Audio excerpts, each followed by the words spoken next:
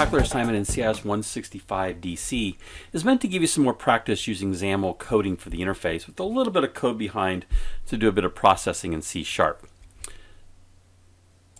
in the instructions you are asked to create an app in which the user enters a diameter. They click the calculate button and they're shown the area of a circle with that diameter and the circumference of that circle. Now, of course, the area and the circumference are found by formulas using pi and the radius. So we need to have the diameter to get the radius and then use the calculation in our circumference of 2 pi r, or it could be pi times diameter.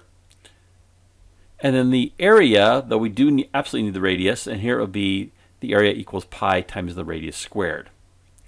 And you can use the math.pi constant in your calculations. So I give you some test data. Here's my project running in the Android emulator on the PC. I originally developed this on the Mac, brought it over to the PC for the purpose of the videotaping. And we have the user enter a diameter. I'm going to take the first one here of 100. Click the calculate button. And the output we should get is 7,853.98 for our area, and the circumference is 314.16. Let's change this to 12.75 and test again. And here we're getting 127.68 and 40.06. Everything seems to be working. Let's test it one more time at 20.5. Click calculate and we get 330.06 and the circumference is 64.40. So make sure you test your application very thoroughly. I'm going to suggest at this point that you pause the video here and you create this on your own, creating the XAML interface as shown in the instructions and as shown here in my project, and then create the calculate C# code behind to do the processing. If you get stuck, come back to this video, pick it up right here, and I will walk you through my solution. Here's my solution of the circle calculator project in the Xamarin CIS 165 DC class. So of course we have our shared code, and then we have our projects for Android, iOS, and Universal Windows. Let's go into the shared code, because that's where everything actually exists. I have my main page XAML. So we have our content page, and we're using the 2014 forms for our XML namespace, and then the X attributes coming from the WinFX 2009 XAML, and then our class is simply the name of our project and .main page. So inside the content page, I have a stack layout. Let me bring up my project.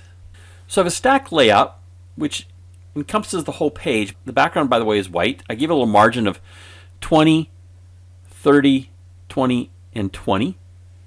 Inside that stack layout is another stack layout, which is vertical, and it simply contains the 3 labels up here of my title, myself as the author, and then that this was created for CS 165 DC at South Mountain Community College. And you can see I used large, medium, and medium as my font sizes there. After that layout, I have a box view with a height request of 30. That just gives me some space here in this larger stack layout. Then I have a label. And the label simply provides the instructions to the user. This Xamarin app asks the user to provide the diameter of a circle. It will calculate the area and circumference of the circle upon pressing calculate. After that is another stack layout, but this one is horizontal.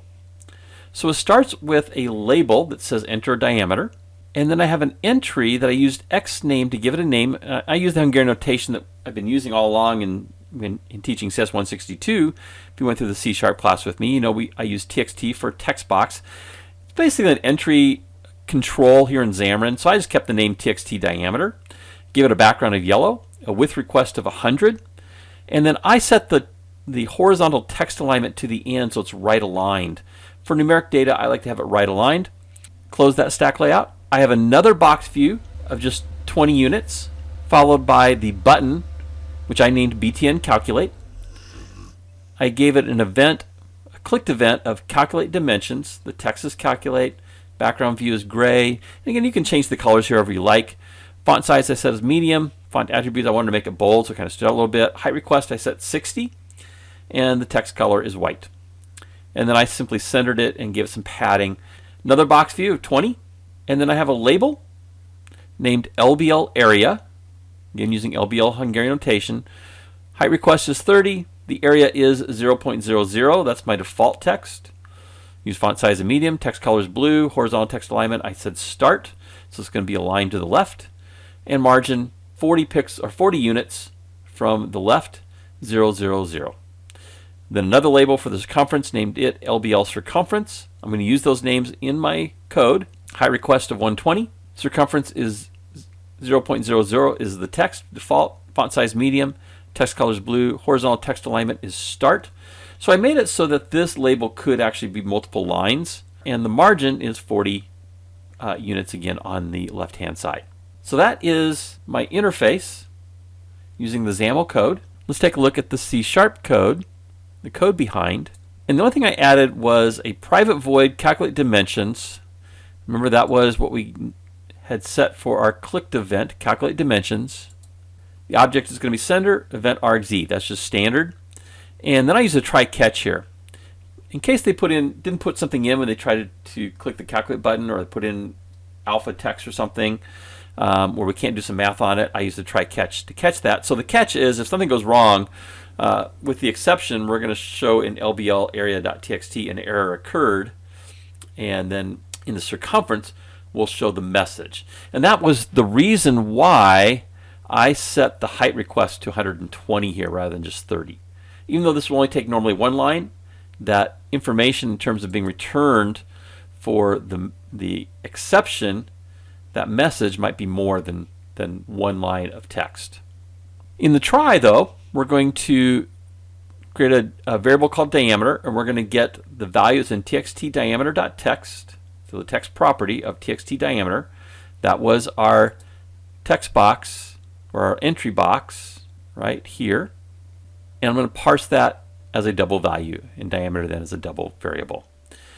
For the area, I'm going to take the power method of the math class, take diameter and divide it by 2.0.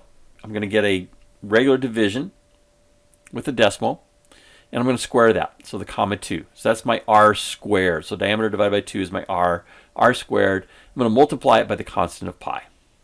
For circumference, I'm going to take the diameter, since it would be 2r, I'm just going to use the diameter and multiply that by pi constant. And then just simply set the text of LBL area and the text of LBL circumference to some concatenated strings showing the area is, and then taking those values, area and circumference, converting them to string, and using the n2 argument here to display those to 2 decimals. Pretty simple, straightforward project. This should be probably no problem for you. The XAML, you're probably still learning. So this might have come in handy to see my solution. Not the only solution. You could design this other ways. The bottom line is, does it look good and does it work? If you just jumped into this video, you can see all the videos from the C# Xamarin Programming Cohort playlist by clicking on the image in the lower right. And if you'd like to be alerted to future videos that I create, you can click my picture up in the top right and subscribe to the channel.